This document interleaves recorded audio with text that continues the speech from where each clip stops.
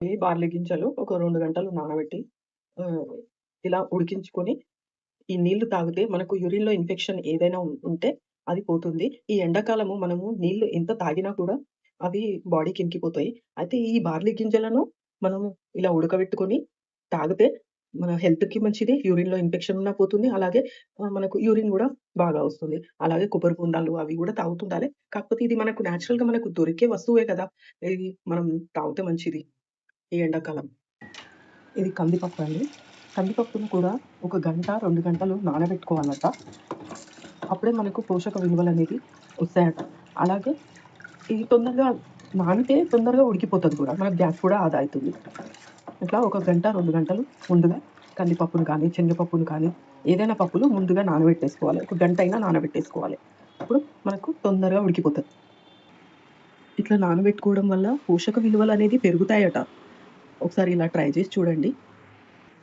అలాగే కొందరికి gas problem అలాంటివి ఏదైనా ఉంటే గ్యాస్, యాసిడిటీ అట్లాంటివి గూడా రావంట. మనం శనగపప్పు, పెసరపప్పు, కందిపప్పు ఇలాంటివి నానబెట్టుకొని, ఉడికించుకొని తింటే గ్యాస్ ప్రాబ్లము, యాసిడిటీ కూడా రాదట.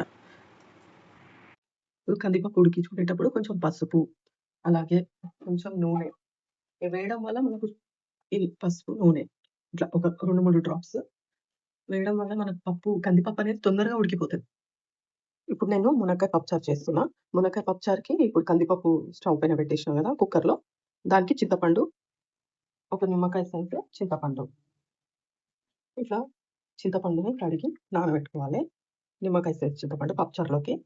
అట్లనే ఇప్పుడు నేను దీనికి కాంబినేషన్ మునక్కాయ పప్పుచారులోకి కాంబినేషన్ గంగావాయిల్ చట్నీ చేస్తున్నాను. 4 కట్టలు గంగావాయిల్ కూర. ఇప్పుడు ఈ గంగావాయిల్ తొక్కులకు ఇంత చింతపండు పడతది. ఒక నిమ్మకాయ సైజ్ చింతపండు. దీంట్లో నుంచి నారలు, బొచ్చెలు అవన్నీ తీసేసి నానబెట్టేసుకోవాలి ఒక గంట సేపు.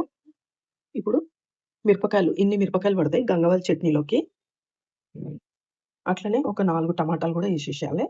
4 టమాటాలు, ఇన్ని పచ్చిమిరపకాయలు, నిమ్మకాయ సైజ్ చింతపండు, 4 కట్టల గంగావాయిల్ కూర. చాలా టేస్టీగుంటది. ఒక 4 రోజులు నిల్వుంటది. అంటే ఇప్పుడు ఇది ఎండాకాలం గాబట్టి బయట పెడితే మాత్రము అది ఖరాబ్ అయిపోయే అవకాశాలున్నాయి. అందుకనే ఫ్రిడ్జ్‌లో పెట్టేసుకోవాలి. ఇప్పుడు ఈరోజు చేసుకున్నామనుకో నైట్ ఫ్రిడ్జ్‌లో పెట్టేసుకోండి. అది వారం రోజులైనా తినొచ్చు. అస్సలు ఖరాబ్ కాదు. టేస్ట్ ఇంకా ఇంప్రూవ్ అయితది. చాలా బావుంటది. దోసలోకి, మళ్ళీ రైస్‌లోకి, చపాతీలోకి చాలా బావుంటది. ఒకసారి ఇలా ట్రై చేసి చూడండి. ఇప్పుడు గంగవాయిల్ తొక్కుకు ఒక 4 టేబుల్ స్పూన్ల నూనె పోసుకోవాలి కడాయిలో. ఇప్పుడు దాంట్లో కడిగిన మిరపకాయలను వేసుకోవాలి. పెద్దగా ఉన్నాయి కాబట్టి ఇట్లా తీసేసుకుంటున్నాం.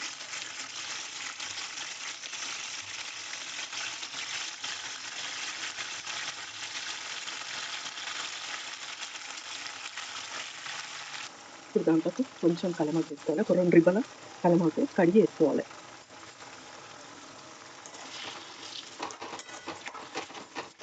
ఇవి ఇక ఏగనియాలి. కొంచెం మూత పెట్టేసుకుంటే ఇది ఏగుతాయి. ఇప్పుడు పప్పుచారుకి 2 టేబుల్ స్పూన్ల నూనె పోసుకోవాలి. పోసుకొని ఒక హాఫ్ స్పూను జీలకర్ర, హాఫ్ స్పూను ఆవాలు, అట్లనే ఎండుమిరపకాయలు. ఇవి ఏగిన తర్వాత మనము కట్ చేసి పెట్టుకున్న మునక్కాయలు ఇట్లా నీళ్ళలో కడిగి ఏసేసుకోవాలి. ఒక మిరపకాయలు వేసుకొని గంగావాయిల్ తొక్కుకి ముద్దలు కలుపుకోవాలి.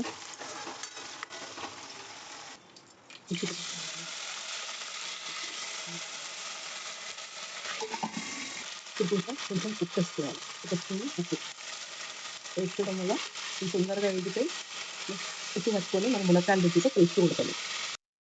ఇట్లా మిరపకాయలు వేగినాక ఇట్లా ఒక ప్లేట్లోకి తీసుకోవాలి. ఇప్పుడు దీంట్లోకి కట్ చేసిన గంగవాయిల్ కూర ఉంది కదా, ఇది బాగా ఉసుకుంటుంది. ఇట్లా కడిగి పెద్ద పొగంలో కడిగి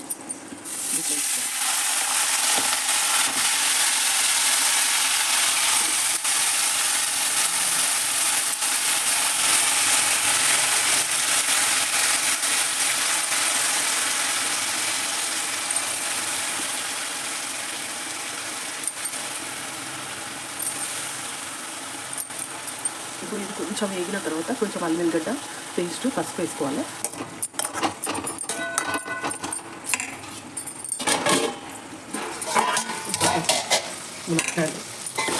మునక్కాయలు వేగినాయి.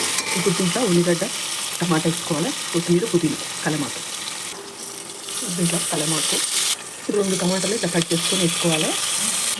అట్లనే ఒక చిన్న ఉల్లిగడ్డ వేసుకోవాలి. ఇప్పుడు దీంట్లో కొంచెం ఉప్పు వేసుకోవాలి. ఆల్రెడీ ఉప్పు వేసినాం కాబట్టి అవసరం లేదు.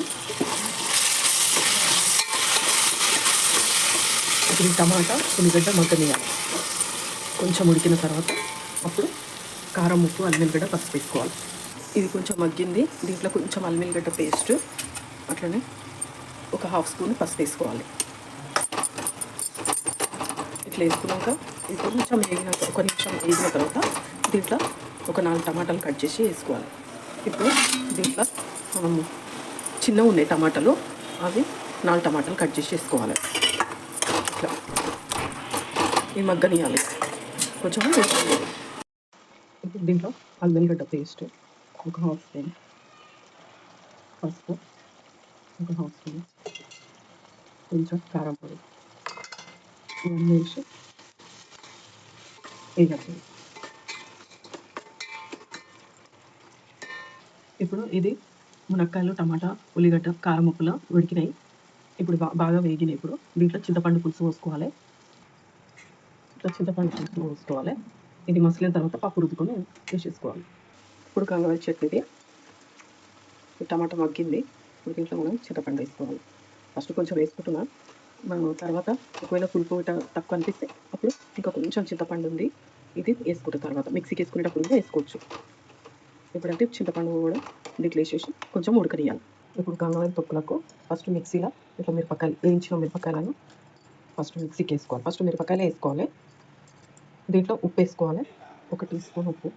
దాంట్లోకి నువ్వులు ఇట్లా నేను వేయించుకొని పెట్టుకుంటాను అనమాట. నువ్వులు పురుగు రాదనమాట. ఇట్లా వేయించుకొని పెట్టుకుంటే పల్లీలైనా, నువ్వులైనా, ఉప్మా రవ్వ అయినా ఇట్లా వేయించుకొని పెట్టుకుంటే ఎన్ని రోజులు, సంవత్సరం అయినా కానీ పురుగు రాదు. ఇప్పుడు దీన్ని 1 టేబుల్ స్పూన్ నువ్వులు దీంట్లో వేసుకుంటున్నాను. అట్లనే 1 టీ స్పూను ధనియాల పొడి, ఒక సగం టీ స్పూను జీలకర్ర పొడి, ఇవన్నీ వేసి మిక్సీకి వేసుకోవాలి ఫస్ట్.